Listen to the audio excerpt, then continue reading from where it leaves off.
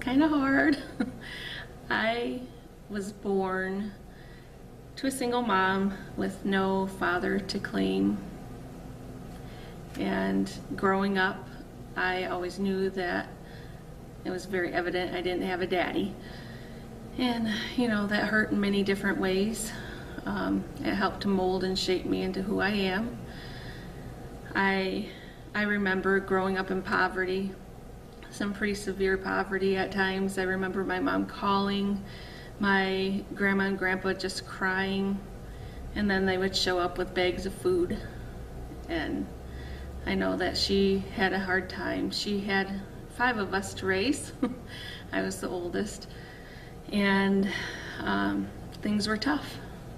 She would always tell us, don't get your hopes up at Christmas time because there's not going to be anything, so don't get your hopes up. And I just remember thinking growing up that I wanted more out of life. I wanted to be able to be successful and to be able to provide for myself and not have to rely on anybody else. And so I just began being pretty independent at a young age, and in adolescence that's not always good.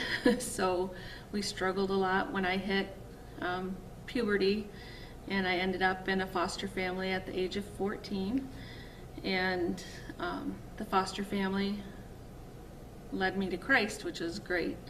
That was a very good thing, but we had struggles there too, and I continued to struggle to find my identity and all those normal things in adolescence. But one thing that was evident is that I wanted more out of life, and so I knew that if I wanted more, I had to go get it. I had to get good grades in school. I had to work extra hard at jobs. I figured out how to apply for college on my own. I went to the bank on my own, figured out how to get a loan on my own, and I was the very first person in my natural family to graduate from high school. I was the very first person in both natural family and foster family to graduate from college. I worked several jobs to pay for college along the way, and just kept on that path of self-sufficiency. And I thought I was very successful. But as I grew up a little, I really struggled with being worn out, being stressed out all the time. And that even poured into my marriage, where I had to make a conscious effort to allow my husband to lead, because I was so used to taking care of myself and letting him have any input into my life whatsoever. So that was something that we had to deal with early on in marriage. And then as fast forward to present time, I have a job working full-time in a mostly female-run agency where self-sufficiency and hard work are very much praised. And so I just continue with working hard and working overtime and working like spinning plates constantly.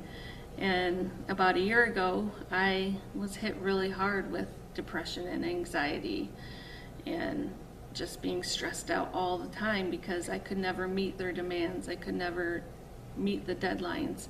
And it was the first time in my life that I couldn't meet somebody else's expectations. And that was really hard on me because I was so used to being able to meet whatever goal was put in front of me. And now that I couldn't, I felt like a failure. An utter, complete failure. It didn't matter that I had a husband who loved me. I have 3 wonderful children. If I couldn't meet those goals, somehow I was a failure. And the scripture that kept coming to my mind over and over again was Philippians 2, verses 3 through 5. Do nothing out of selfish ambition or vain conceit, but in humility consider others better than yourself. At first I was very confused by that because I didn't consider myself a selfish person. In fact, I'm one of the cheerful givers, but it kept hitting me hard, that those verses, I kept reading over them, and it really finally was revealed to me that anything that we do outside of Christ is selfishness. Even if we are doing good things, even if we are meeting deadlines, even if we are reading our Bible every single day and checking off our to-do list, whenever we're doing anything outside of what Christ wants for us to do, it is selfish ambition and vain conceit. And I had to lay that down in humility, and I started really crying out to the Lord. And when Rob McCorkle came last year, he prayed over me, and I was delivered from the anxiety and depression, and I've been medication free for over a year now, so that part has been amazing. But God continues to peel back those layers of that self-sufficiency, and I do get caught in that trap from time to time.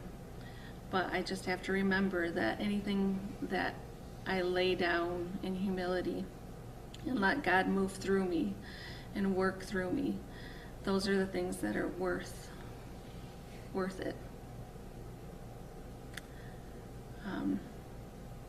My name is Mary Campbell, and I am second.